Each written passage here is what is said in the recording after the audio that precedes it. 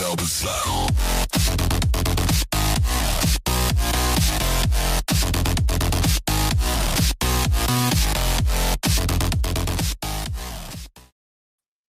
Good evening, good evening, good evening. Welcome, welcome to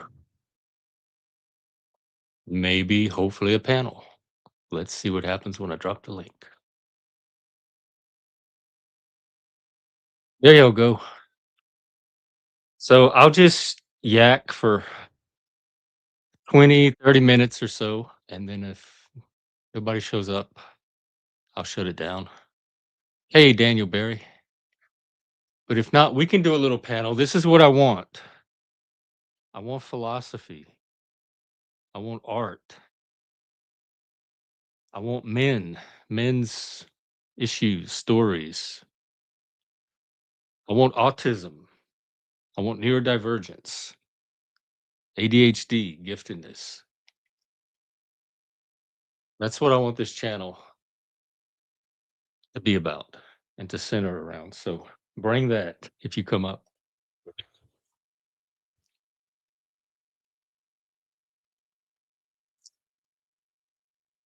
Oops. Hang on 1 second. In fact, I want to, I guess I'll continue on from my stream this morning on autism, diagnoses, ADHD. What is all of that?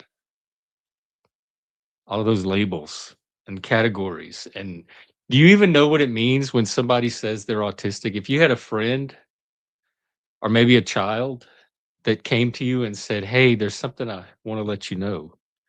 I'm autistic." What would that even mean to you if you've known this person long enough? I always use it as when I use it, I think I'm being explanatory. I think I'm giving them a context for certain behavior or eccentricities or something that's coming across as weird to them. So if they know that I'm part of this category called autistic, then they can interpret that behavior more realistically. Like, "Oh, you rock." "Well, I'm autistic." "Oh, okay. Now I understand why you rock," or I have some idea, or it makes the rocking make more sense. So that's why I use it. But I don't think people really know what I'm communicating or what it exactly means when I say it. They just know that it kind of explains it makes things make a little more sense. But it's not really helpful in communicating about whatever autism or neurodivergence is,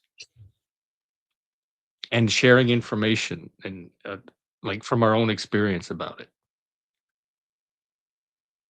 So I go back to that, let me try to pull it back up, that, like, trait diagram.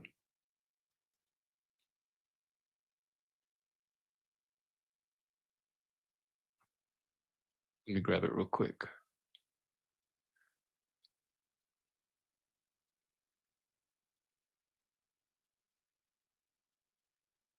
This thing. So you have all these different traits, and there could be many others, and I'm probably gonna do some streams where I start to look at these traits and break them down and get a better picture to me of what we're looking at.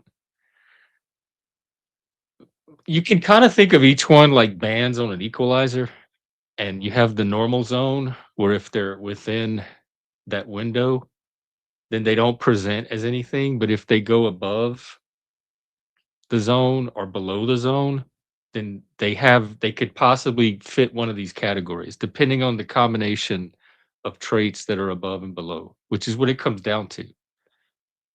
So when you're looking at neurodivergence, there's way more possibilities of combinations of traits than there are these broad categories. And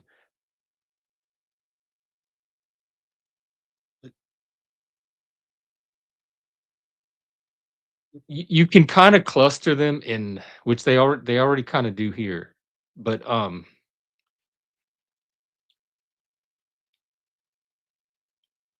don't know what I wanna talk about from here.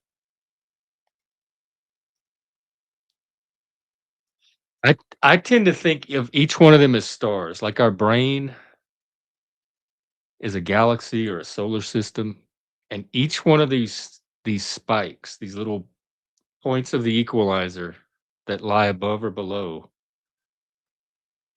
or each one of these traits rather, is a star in our brain galaxy. And when they go above the normal zone, they're like brighter. They're the bright stars in the sky. And when they fall beneath the normal zone, they're the really dim stars.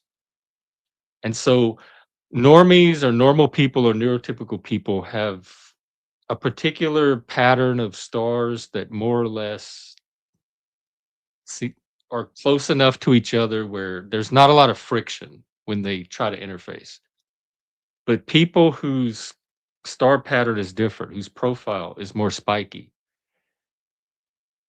Because really, what do you do when say your certain trait, maybe your verbal ability, let's say your talkative, your extroversion is way higher than the room around you. So you're in a room of normal people, and let's say their ability to verbalize is at a 3. So they can all talk together more or less on the same level.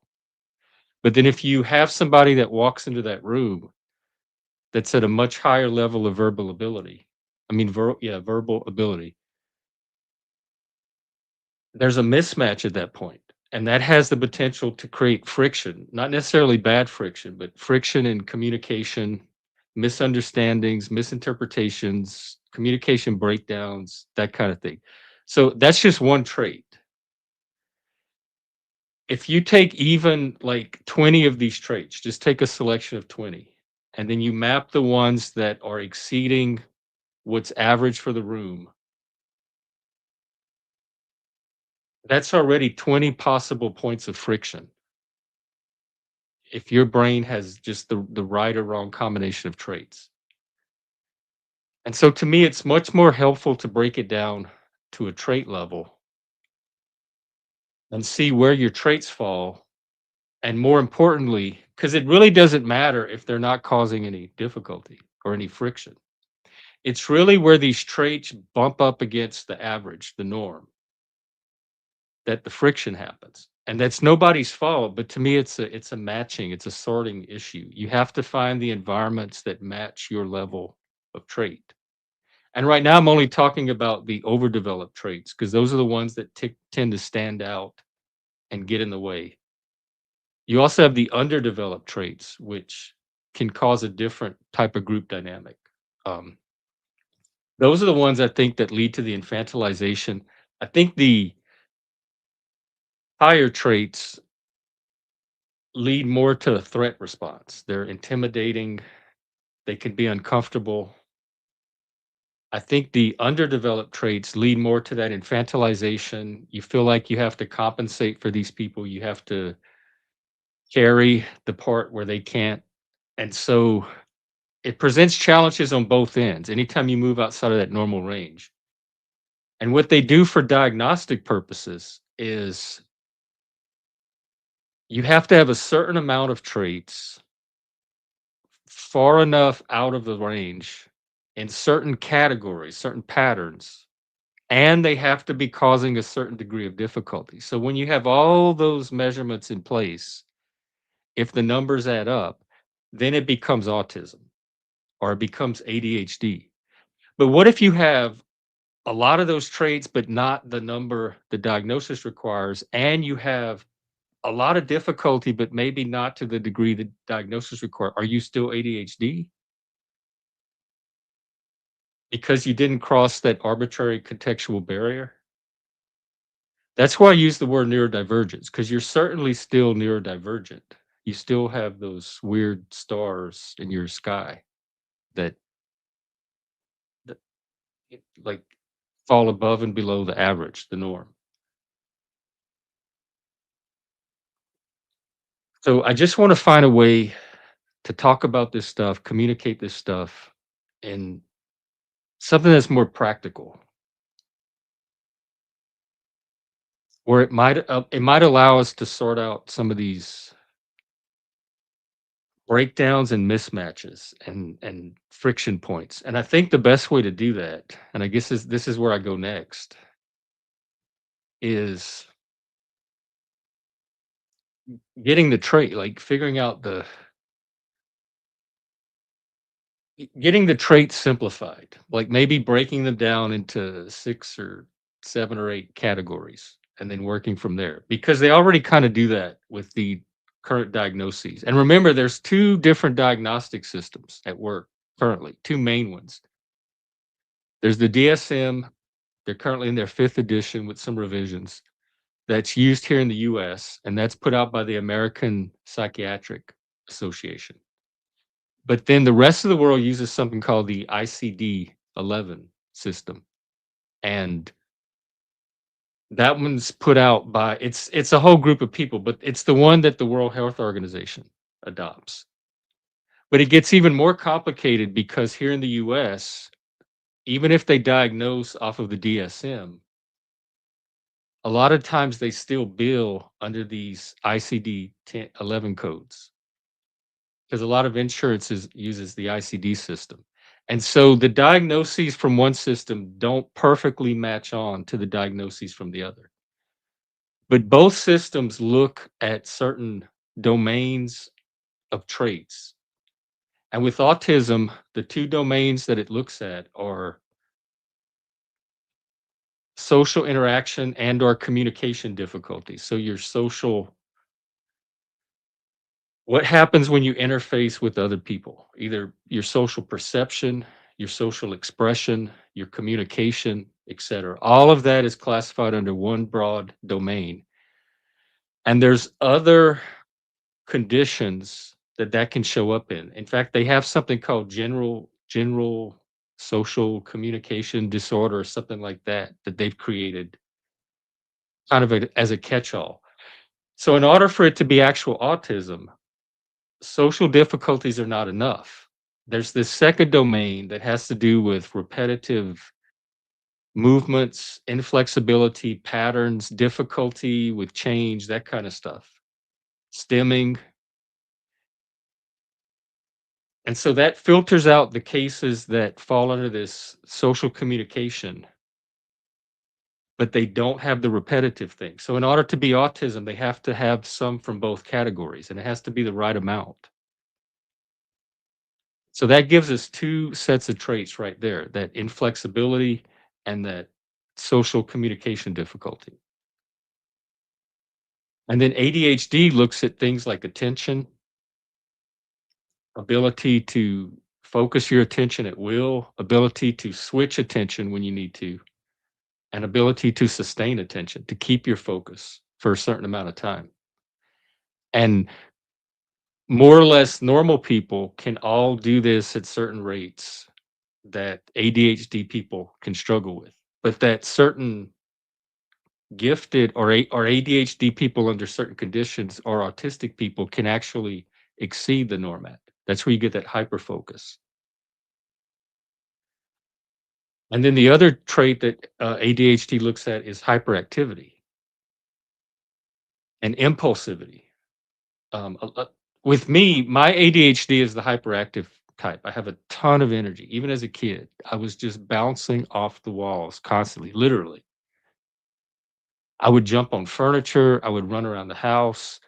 That's why I was outdoors most of the time. If they just let me outdoors, I was fine. I could burn all of that energy off. I climbed trees. I ran around in the woods. I jumped fences. I climbed on buildings. Anything I could do to burn off that energy. In school, I fidgeted. I rocked. I tapped my feet, bounced my legs, all of that.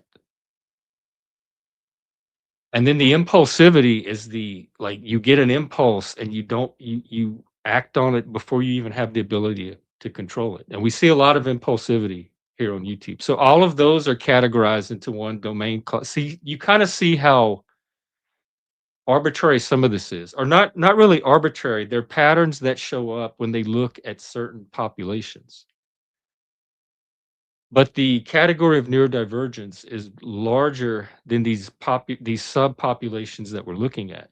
But that's the only language people have right now. They know there's something different about them. It doesn't quite fit autism. It doesn't quite fit ADHD. It may not fit giftedness, but it's something because there's way more combinations of these traits. There's way more constellations that can be drawn from these stars than the current categories provide for. And so that's where I'm at with it so far. Moving to more of a dimensional model, which a lot of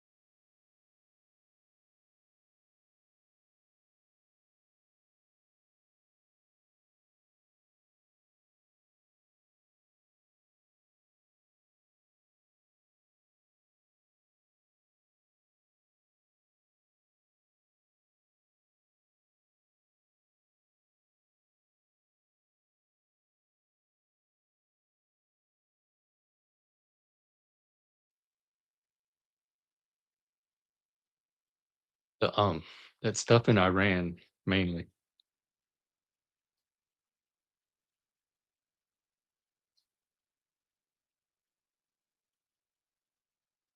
Iran crisis.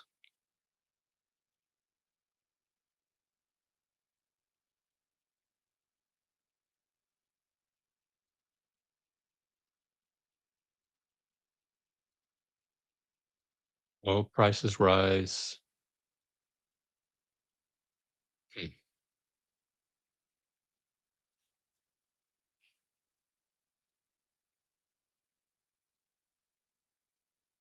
I've seen a lot of stuff happen in the Middle East during my lifetime.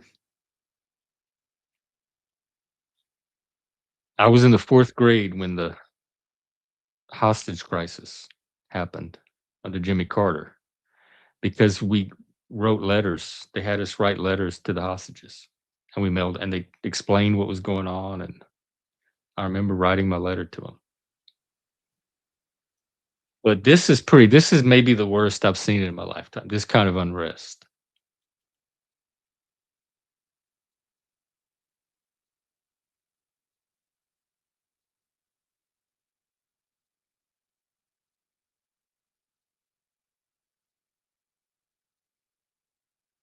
Someone said the other day that the international order is no more. Whatever systems, beliefs, agreements, assumptions we were working under as a globe since the Second World War, that didn't work, that didn't hold up. And now it's like kinda every country for themselves or every coalition for themselves, and might makes right.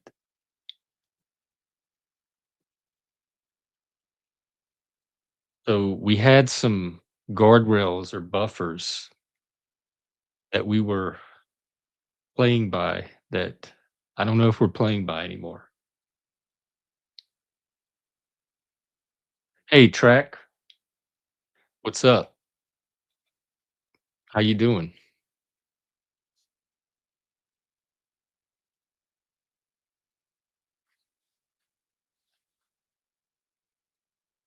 You got anything to say? I was gonna shut it down here in about 4 minutes, but I'll keep it open if you wanna come up.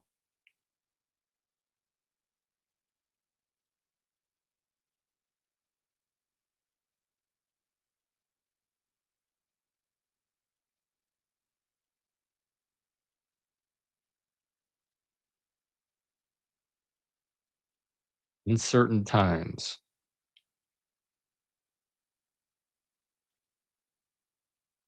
But really, has anything been certain for a while now?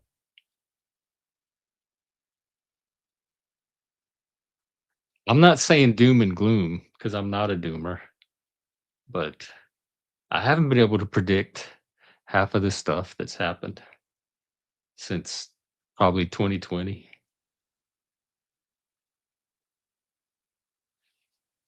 You as well, Track.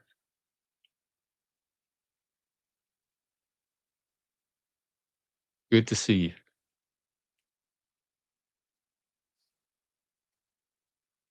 And you as well. Hello. What's up? Are you oh, see this God, that's what I'm that seems like addiction. You're on vacation in the car on the way to visit the family and pop it in on YouTube. It's a world that I was about to say it's a world we can't break out of, but I just realized I just spent a week breaking out of it and it felt so good. I can't wait to do it again.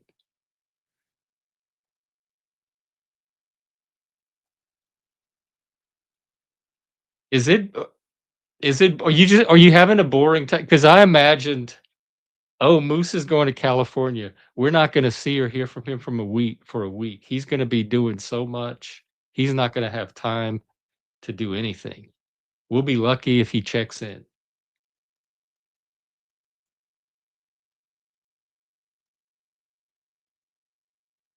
So I hope you are getting some R&R as much as to the extent that you can,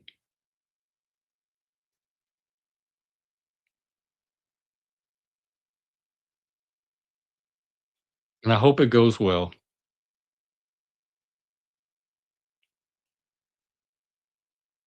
I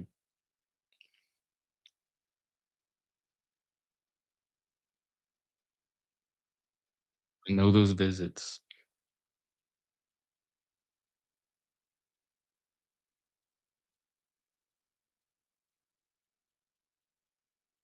Oh, look, 30 seconds.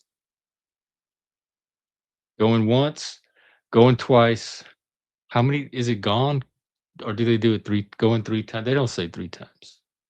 Going once, going twice, sold. That's how they do. All right, people.